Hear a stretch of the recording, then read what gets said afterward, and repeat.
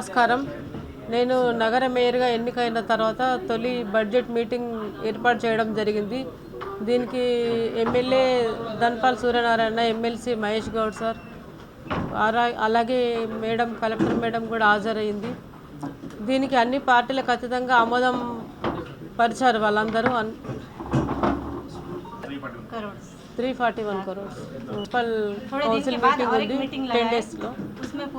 అప్పుడు మొత్తం వివరాలు మనకు తెలుస్తాయి. 341,000 करोड़ रखा गया है. अब इस और एक मीटिंग होने वाली है, एक महीने के अंदर और एक मीटिंग होती, उसमें तमाम बात होंगी. अब ये तमाम कारपोरेटर्स पूरी मेहनत करके यहाँ पर जीत के आए सो है और वायदे करे सो है अपने अपने वार्ड्स में, तो उनको तकमील करने के लिए अभी इंशाअल्लाह पूरे निज़ामाबाद को स्मार्ट सिटी बनाने के लिए हम पूरे मेयर मैडम और तमाम कारपोरेटर्स मिलकर काम करेंगे इंशाअल्लाह. కార్పొరేషన్లో నూతనంగా ఎన్నుకోబడ్డ కార్పొరేటర్ల ఆధ్వర్యంలో మొట్టమొదటి బడ్జెట్ సమావేశం జరిగింది. ఈ సమావేశంలో గౌరవ మేయర్ గారు, డిప్యూటీ మేయరు, గౌరవ కలెక్టర్ గారు, గౌరవ ఎమ్మెల్సీ మరియు పిసిసి అధ్యక్షుడు, త్వరలోనే మంత్రి కాబోతున్న మహేష్ కుమార్ గౌడ్ గారు, కార్పొరేటర్లు, అన్ని పార్టీల కార్పొరేటర్లు పాల్గొనడం జరిగింది. దాంతోపాటు మున్సిపల్ కమిషనరు మరియు ఆఫీసర్లు అందరూ కూడా భారీ బడ్జెట్ ప్రవేశపెట్టబడ్డది.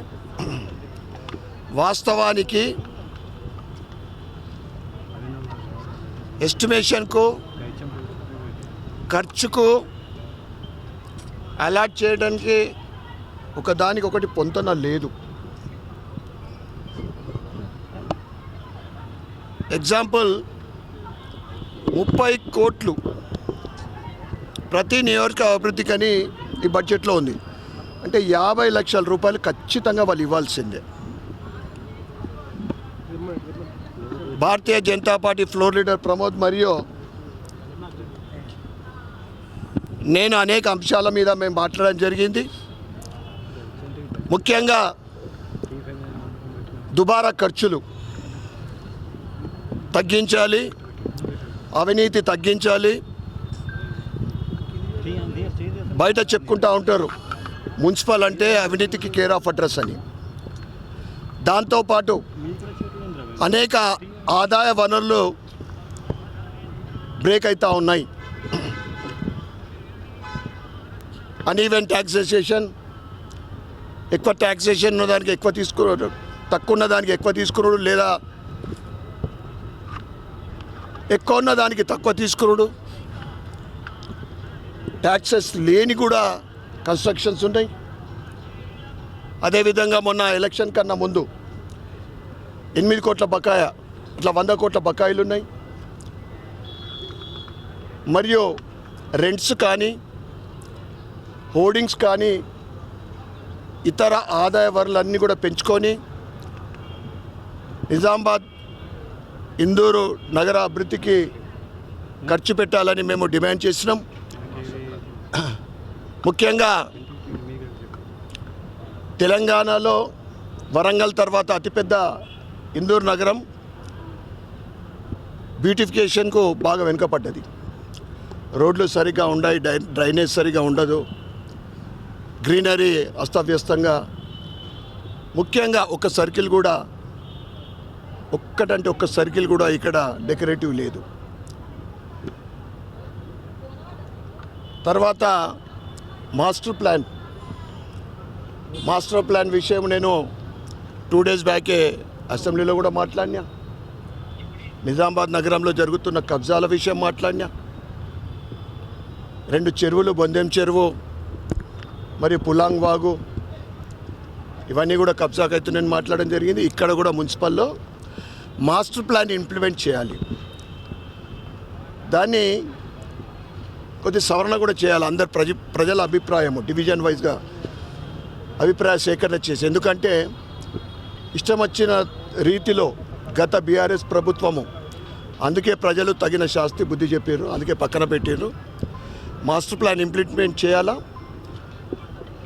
ఔటర్ రింగ్ రోడ్ ఏదైతే ఉన్నదో ఇన్కంప్లీషన్, అరసపల్లి నుండి మాధవ్ నగర్ వరకే ఉంది. మరి రిమైనింగ్ నా అభిప్రాయం నేను చెప్పిన అక్కడ కొత్త రింగ్ రోడ్ ఉంటేనే అది అందరికీ అనుకూలంగా ఉంటుంది.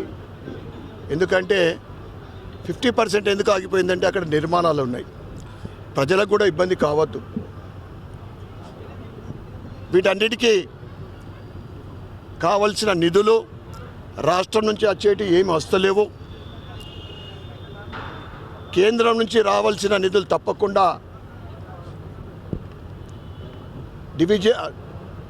నా నియోజకవర్గ అభివృద్ధికి, ఇందూరు నియోజకవర్గ అభివృద్ధికి ఏ రకమైన నిధులు తీసుకొచ్చి అభివృద్ధికి తోడ్పడాలో తప్పకుండా కేంద్ర ప్రభుత్వం నుంచి నిధులు తీసుకొచ్చి అభివృద్ధిలో భాగస్వాములు అవుతాం. చాలా మంచి వాతావరణంలో ఈరోజు మీటింగ్ జరిగింది.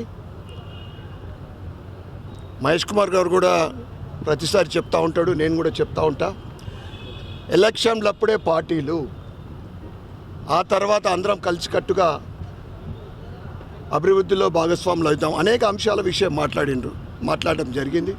అవుట్సోర్సింగ్ కానీ, బదిలీ వర్కర్ల విషయం కానీ కలెక్టర్ గారు కూడా బాగా స్పందించారు, వారి సూచనలు కూడా చెప్పడం జరిగింది. కనుక రాబోయే ఈ 5 సంవత్సరాల్లో కేంద్ర సహకారంతో రాష్ట్రం నుంచి వచ్చే నిధులు మేము పోరాడి తీసుకురావటం, రాబోయే 5 సంవత్సరాల్లో ఇందూర్ నగర్ రూపురేఖలు మార్చడానికి మా వంతు ప్రయత్నం చేస్తాం.